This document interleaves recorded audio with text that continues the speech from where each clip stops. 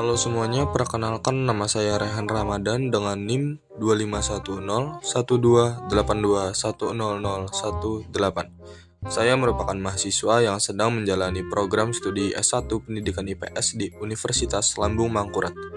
Sebelum masuk ke dalam inti videonya, saya mengucapkan terima kasih terutama kepada Bapak dosen pengampu mata kuliah saya, yaitu Bapak Prof. Dr. Andes Ersis Warmansyah Abbas BA MPD dan Bapak Emrida Ilhami SPD MPD yang sudah memberikan saya final test untuk mata kuliah sejarah pada kesempatan kali ini. Tanpa berlama-lama, langsung saja kita ke inti videonya.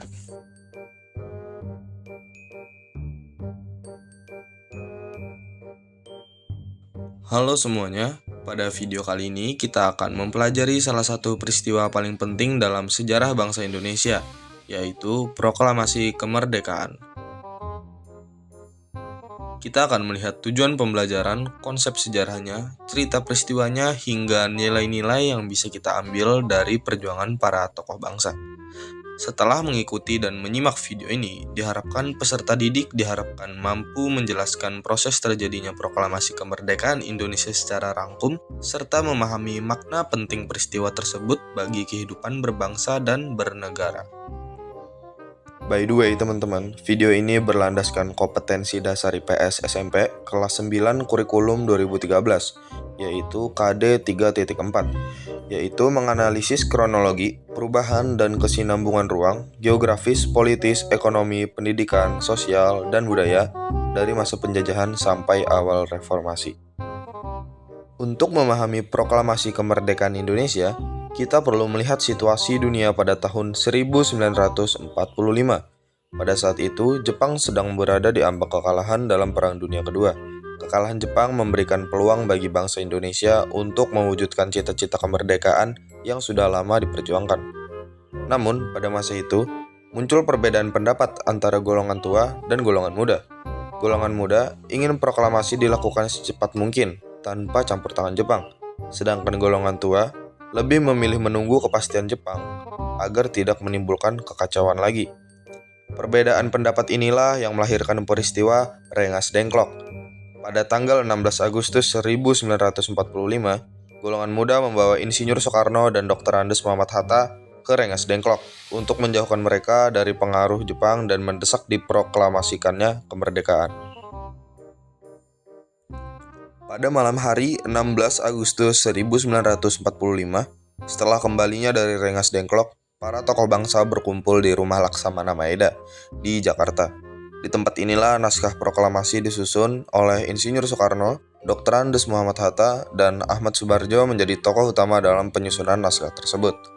Sayuti Melik pun kemudian mengetik draft naskah yang telah disepakati. Keesokan harinya, tepat pada tanggal 17 Agustus 1945 pukul 10.00 pagi, Insinyur Soekarno membacakan teks proklamasi di kediamannya, tepatnya di Jalan Pegangsaan Timur nomor 56 Jakarta. Upacara pembacaan proklamasi berlangsung sederhana, namun penuh dengan makna. Pengibaran bendera merah putih dilakukan oleh Latif Hendraningrat dan Suhut. Walaupun sederhana, peristiwa ini menjadi titik balik yang menandai lahirnya Negara Kesatuan Republik Indonesia. Peristiwa proklamasi kemerdekaan ini dapat dipahami melalui berbagai sumber sejarah, misalnya sebagai berikut.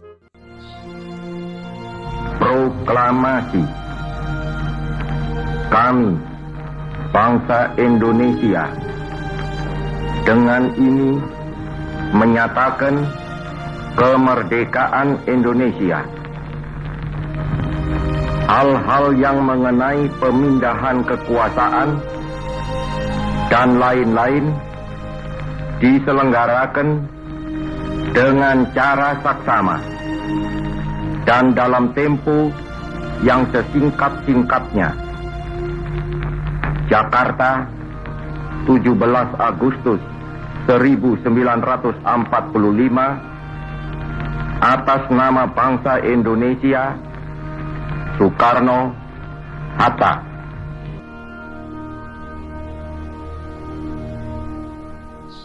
Semua sumber ini membantu kita melihat bahwa proklamasi bukan sekedar hanya cerita, tetapi adalah fakta sejarah yang dapat dibuktikan melalui dokumen dan artefak nyata.